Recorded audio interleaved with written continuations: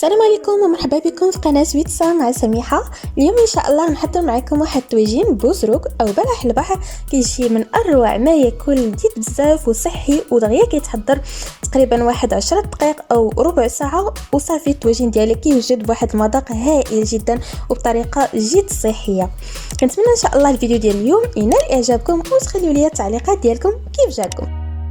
اذا غنحتاجوا واحد 4 المطيشات محكوكين، شويه المعدنوس، واحد 5 الفصوص ديال الثوم محكوكين، زويتينات خضرين، نص حامضه مصيره مقطعه يعني طريفات صغار. عندي هنا كيلو ديال البوزروك منقي، وواحد كويس ديال الزيت مخلط ما بين زيت نباتي وزيت العود او زيت الزيتون.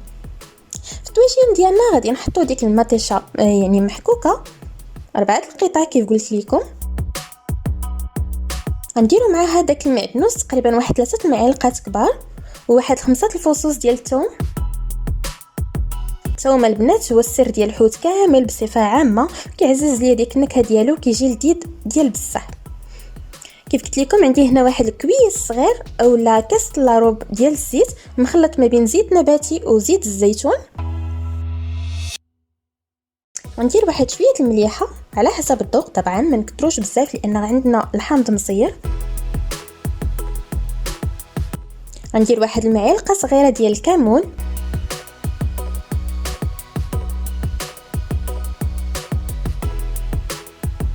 غندير واحد نص ملعقه صغيره ديال سكينجبير اولا الزنجبيل، يعني العطريه ديال الحوت عاديه كيف ما كنديروا الحوت العادي.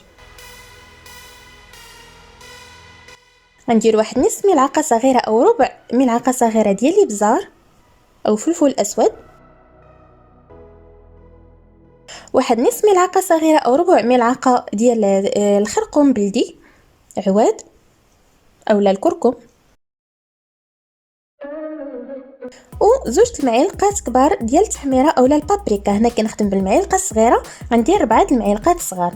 التحميره هي السر البنات، كتجيب لينا البوزروك ديالنا او الطويجين ديالنا لذيذ بلا قياس، كيجي فيه داك اللوين كيشهي. غنوضعو دابا على النار كيف كتشوفوا معايا، وضعته على النار مهيله. صراحه في الاول كنجهدوا عليه شويه باش يغلى لينا. كنخلط المكونات مع بعض، ديك لاصوص ديال المطيشه مع هذوك التوابل اللي درنا وداك المعدنوس والثوم، نبقى نخلط مزيان على النار يعني تيتمزجوا ليا المكونات مع بعض.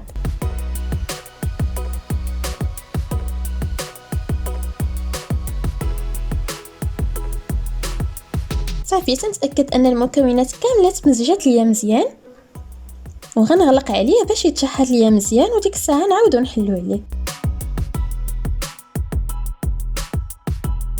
صافي غنغلق عليه، ومن بعد ما نحل عليه غادي تكون عندي ديك لاصوص طوماط لي صوبت تحرت ليا مزيان كيف كتشوفوا، كتوقف ليا ما يبقاش فيها نهائيا داك الماء ديال المطيشه. صافي غادي نحركها شويه فقط، وغنجيب المكونات الاخرى. غنجيب البوزروك ديالي غادي نرميه.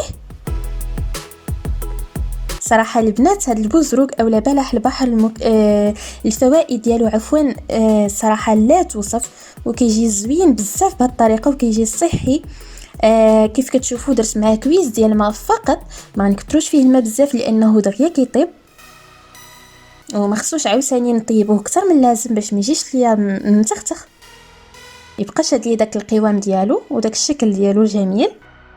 صافي غنحاول نخلطو مع ديك لاصوص ديال المطيشه مزيان يعني غير بلطف بدون ما انني نورك اولا باش نخسر داك الشكل ديالو. طبعا البوزروك البنات راه كيحتاج للتنقيه، هادشي يعني انا صراحه ما صورتش معكم التنقيه ديالو. كنقيوه وكنحيدو منه ديك البارتيه الاخرى ديالو اللي كيخاصها تحيد، صافي كنغسلوه عادي كيولي جاهز للاكل. صافي من بعد البنات مرميتو غادي نقص عليه البوطه مزيان، يعني نمهل عليه مزيان البوطه، وغادي نصب الطويجين ديالي تنحس به بدا كينضج، يعني دخل مع هذاك الطياب مزيان. عاد غادي نفتح عليه ونرمي عليه زويتينات والحامض مصير. قلت لكم انا درت نصف حامضه مصيره مقطعه. اذا كان عندكم حجم اكثر فراه تقدروا تزيدوا الحامض. الحامض راكم عارفين البنات كيزيد ليا واحد اللذه زوينه بزاف الحوت، هذيك الحموضيه ديالو كتجي مع البوزروك اولا بلح البحر رائعه جدا وبنين.